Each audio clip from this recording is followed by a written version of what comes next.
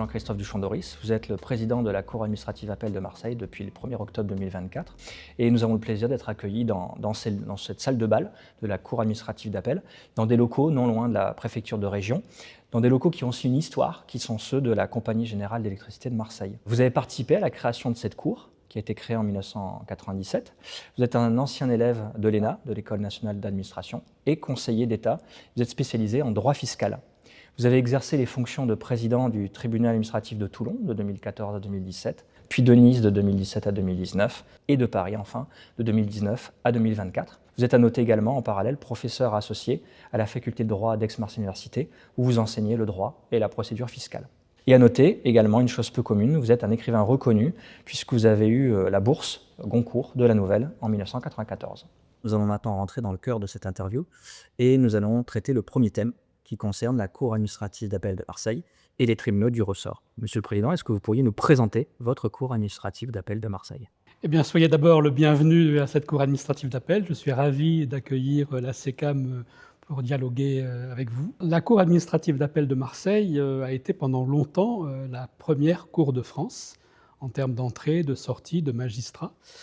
Ce n'est plus le cas depuis la création de la Cour administrative d'appel de Toulouse, puisque nous avons perdu les ressorts des tribunaux administratifs de Nîmes et de Montpellier, mais ça reste une cour très importante. Nous jugeons en appel des décisions que rendent les tribunaux administratifs de Nice, de Toulon, de Marseille et de Bastia. Donc la cour est composée de 6 chambres, qui sont des chambres spécialisées.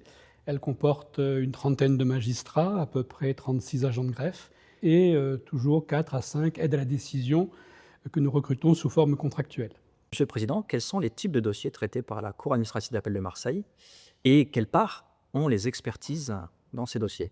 Alors, la Cour administrative d'appel de Marseille, en entrée et en sortie, traite chaque année à peu près entre 3200 et 3500 dossiers. Comme toutes les cours administratives d'appel et comme toutes les juridictions, nous avons bien sûr un fort contentieux d'étrangers.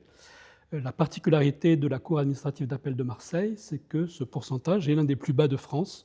On tourne à 37-38% de nos dossiers qui sont des dossiers d'étrangers, alors que certaines cours, par exemple la Cour administrative d'appel de Nancy, a plus de 69% de dossiers d'étrangers. Ce qui caractérise la Cour de Marseille, c'est l'importance du contentieux de l'urbanisme et de l'environnement, presque 14%, ce qui est au-dessus, très largement au-dessus de la moyenne nationale. Nous avons aussi un fort contentieux de la fonction publique, autour de 12%, et nous avons un contentieux fiscal qui est aussi important, de l'ordre de 10%. Pour le reste, ce sont des marchés publics, la santé, les décisions des collectivités territoriales. S'agissant des expertises, nous avons bien sûr beaucoup moins d'expertises en appel qu'en première instance, puisque nous ne décidons d'une expertise que dans l'hypothèse où le tribunal administratif n'en a pas déjà décidé une. Alors, comme pour toutes les juridictions, certaines expertises sont décidées en référé et d'autres par des arrêts avant dire droit. En référé, le plus souvent, nous apprécions si oui ou non le tribunal administratif a eu raison ou tort de ne pas décider d'un référé expertise. En décision avant dire droit, donc nous sommes saisis au fond. Et la question, c'est de savoir si nous avons besoin d'un complément d'instruction, donc d'une expertise, pour déterminer les responsabilités ou, le plus souvent, pour déterminer l'étendue des préjudices. S'agissant de la répartition, nous avons à peu près entre 20 et 25 expertises chaque année. Un tiers en référé, 2 tiers en audience, en décision avant dire droit. Et sur cette répartition, nous avons à peu près 2 tiers d'expertise qui concernent la santé publique et 1 tiers qui concerne la construction, les travaux publics. Pour une raison assez simple, c'est que très souvent, notamment en responsabilité hospitalière, les préjudices évoluent en appel et donc nécessitent de nouveau une expertise ou une contre-expertise. Et en stock, nous avons à peu près une trentaine d'expertises en cours, sachant que la durée moyenne d'une expertise, c'est 4 mois. Mais ce délai de 4 mois est un délai moyen, puisque bien sûr, certaines expertises peuvent durer beaucoup plus longtemps en fonction des enjeux qu'elles ont à traiter. Monsieur le Président, le deuxième thème traite du rôle de la Cour dans l'inscription initiale, puis dans la réinscription des experts au tableau de la Cour. Est-ce que vous pouvez nous expliquer le rôle de la Cour dans cet établissement de ce tableau? Les articles R221-9 et suivants du Code de justice administrative attribuent aux cours administratives d'appel le soin d'établir la liste des experts qui vont ensuite officier à la fois au niveau de la Cour, mais aussi dans les tribunaux administratifs du ressort. Donc la Cour administrative d'appel de Marseille, comme toutes les autres cours, établit chaque année, sous la responsabilité de son président, le tableau des experts. La procédure est complexe, enfin en tout cas elle est relativement longue. La campagne s'ouvre au 1er juin de l'année N-1. Les candidats doivent déposer leur dossier avant le 15 septembre. Une commission se réunit à l'automne pour examiner ces candidatures et le tableau est arrêté au début de l'année N, donc de l'année suivante. Donc, Monsieur le Président, sur cette commission du mois de novembre, est-ce que vous pouvez nous donner des détails sur comment est-ce qu'elle fonctionne et qui est dans cette commission? Donc les candidatures, comme je vous l'ai dit, sont déposées entre le 1er juin et le 15 septembre. Elles vont être traitées par le service des expertises de la Cour qui va les vérifier, qui va les préparer et qui va donc les présenter à cette commission. Alors les candidatures qui remplissent toutes les conditions sont d'abord examinées par un professionnel, un expert qui va donner son avis sur la qualité de ces candidatures. Et ensuite donc cette commission se réunit. Cette commission, elle regroupe bien sûr le président de la Cour, les présidents des tribunaux administratifs et 2 professionnels experts, un dans le domaine de la santé et un hors de ce domaine. Et chacun donc va pouvoir examiner les candidatures et vérifier que les conditions qui sont nécessaires sont remplies. Et ensuite, donc, c'est le président de la Cour administrative d'appel qui, au vu de l'avis de cette commission, rendra sa décision et décidera d'inscrire ou pas l'expert sur la liste. Monsieur le Président, vous évoquiez ces critères. Est-ce que vous pouvez nous les détailler? Quels sont les critères principaux retenus? Alors d'abord, il faut citer l'article R221-9 du Code de justice administrative qui précise que la liste des experts est arrêtée par le président en fonction des besoins des juridictions. Donc c'est un premier critère. Mais sinon, il y a bien sûr des critères qui sont nécessaires pour que l'expert puisse être inscrit. Il faut d'abord qu'il ait bien sûr une qualification professionnelle. Il faut qu'il ait une expérience professionnelle assez importante, on pourra en reparler. Il faut qu'il n'ait pas été condamné pénalement. Il faut qu'il réside personnellement ou professionnellement dans le ressort de la Cour. Et enfin, il faut qu'il ait une expérience, une formation à l'expertise, et en particulier à l'expertise devant les juridictions administratives. Monsieur le Président, nous allons maintenant aborder le 3e thème de cet entretien qui concerne les experts, la qualité des expertises et des rapports. Une fois inscrit, l'expert a-t-il une évaluation régulière? Bien sûr, il y a une évaluation constante des experts. D'abord, ce qu'il faut rappeler, c'est que la première inscription est probatoire, donc elle dure 3 ans. Donc c'est au bout de ces 3 ans qu'on va apprécier si véritablement l'expert mérite de rester sur le tableau. Ensuite, il y a donc une inscription pour 5 ans. Mais chaque année, il y a un rapport d'activité que doit rendre l'expert qui permet d'apprécier son travail et qui sera joint à son dossier de renouvellement.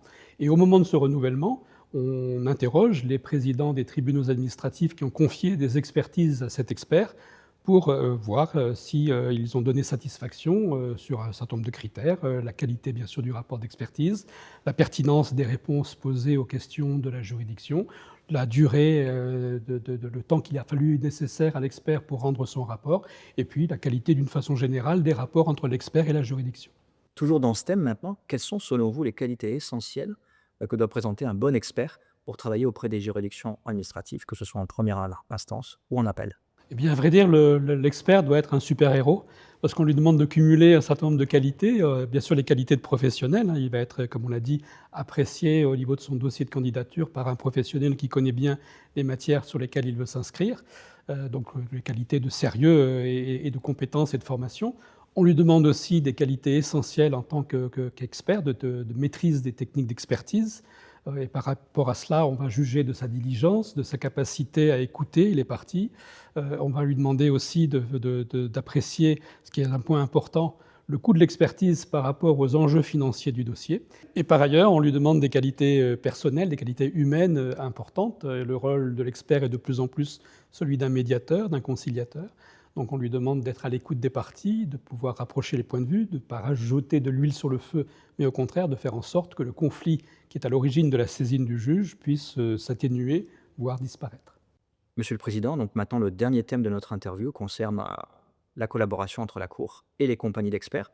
Quel regard portez-vous sur l'action des compagnies dans la formation continue des experts? Alors notre collaboration avec les compagnies d'experts, et en particulier la SECAM, est une collaboration constante à plein de niveaux. Comme je l'ai dit, la compagnie intervient lors du recrutement, elle participe activement à la commission et aux avis donnés sur la qualification et l'expérience professionnelle des experts. Mais le rôle essentiel, c'est effectivement celui de la formation.